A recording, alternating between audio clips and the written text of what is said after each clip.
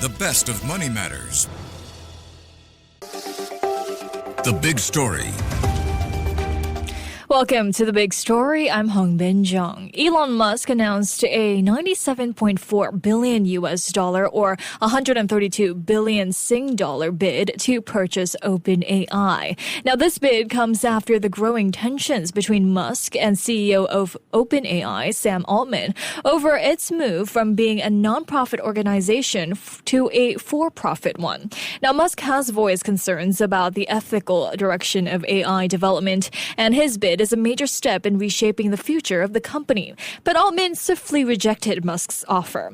But what was Musk's reasoning over this offer, though? What does it signal? And why did Altman reject the multi-billion-dollar offer? Well, to unpack all of this, joining us today is Professor Sumit Agarwal, who is the Low Tuck Kwong Distinguished Professor of Finance at the Business School and a Professor of Economics and Real Estate at the National University of Singapore. Hi, Professor. Thank you so much for joining me this evening. Good to be here. How are you? I'm good. How are you?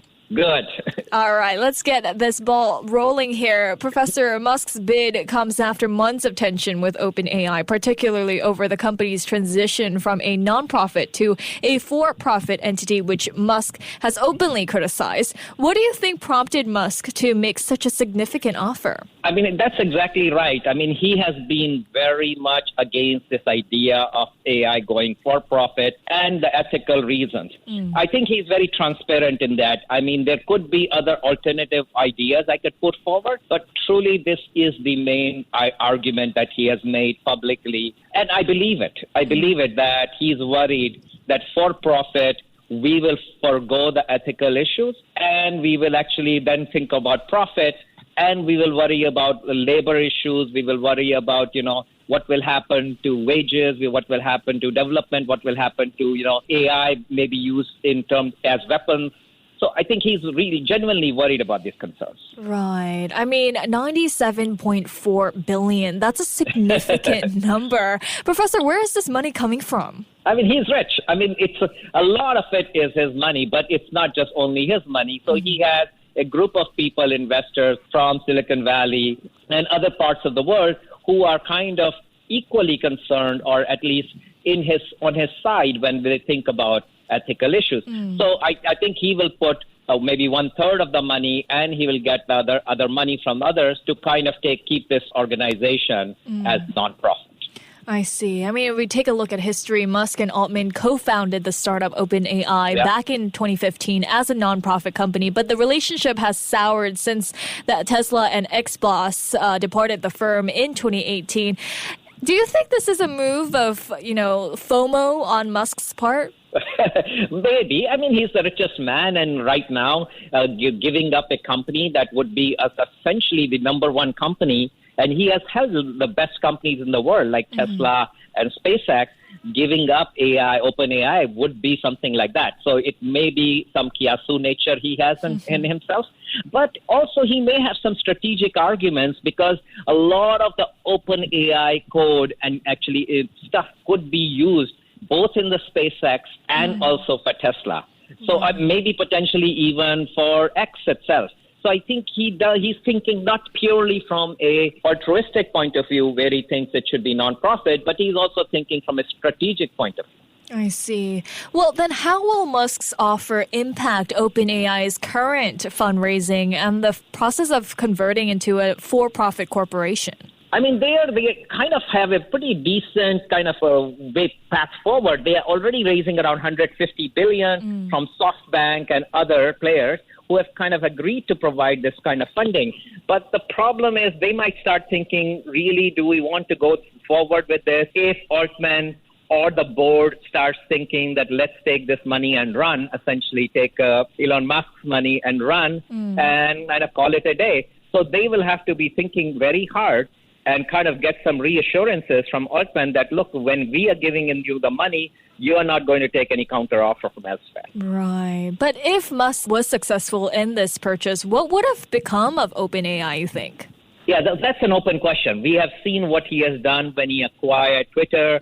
He fired a lot of people. I can imagine what he's doing right now with the government. He's realizing there is a lot of waste and fraud. And he might think the same thing, that AI could be done with a lot less cost and much more efficiency. So I can imagine he going in that direction. But, I mean, that could be detrimental for the future of what, OpenAI will be doing, because there could be foregone projects that OpenAI could be doing because they're cutting down on costs. Right. Well, according to the Wall Street Journal, which first reported Musk's offer, it was reported that XAI could merge with OpenAI following a deal. What would XAI and OpenAI merger look like? Yeah, so that's an interesting thing, because he started his own, AI company. So merging the two, there could be some synergies. Clearly, because they are maybe at times competing, but at times also kind of thinking of developing ideas and projects that are overlapping.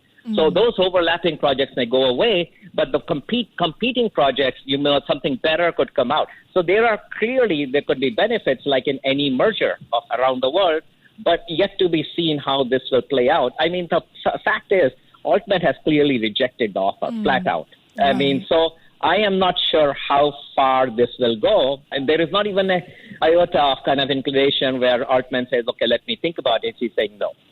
Right. I mean, given Musk's status in the new U.S. administration as well, what does this move signal, Professor? Is this a political move? Is this Trump approved? I would say no, because, I think Trump may like the idea that Musk controls much more, and he's aligned with Trump.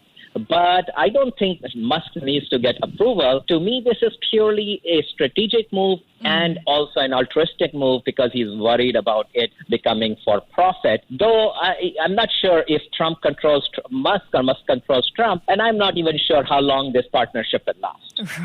Right. I mean, as you mentioned earlier, Sam Altman posted his reaction on X shortly after the news broke, saying, "No, thank you, but we will buy Twitter for $9.74 billion if you want." And Musk responded to that post saying, "Swindler." Now, does this escalate the tension between Musk and Altman? I'm not sure there's much more room left for escalation. I mean, they are pretty much trying to buy each other out. So I think this is very public feud between the two. It's been going on for a while, and you can see why. I mean, they both are competing to be at the top spot. And if actually OpenAI goes public and actually becomes for profit, you can imagine that being one of the most profitable or the highest value company in the world at some point. I see. Well, Professor, why do you think Altman ultimately rejected his offer? Do you think there's any room for Altman to U-turn at this point?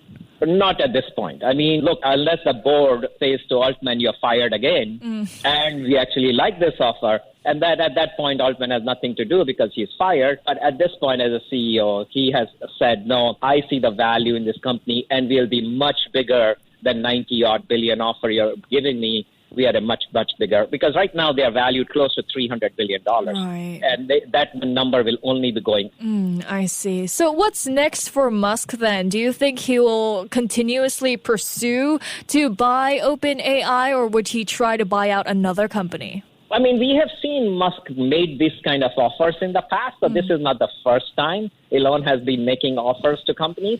I think sometimes he makes these offers and they go forward. Sometimes he does and he just forgets about it, or he just moves on onto something bigger and more important in his life. I think he's a rich man. He can afford to make these kind of offers. It's like, you and I going to the market and we like a handbag and we make an offer. That does not necessarily mean we'll buy it. We're just testing the market. If there's a good deal, you'll buy it. Otherwise, you'll walk forward. I see.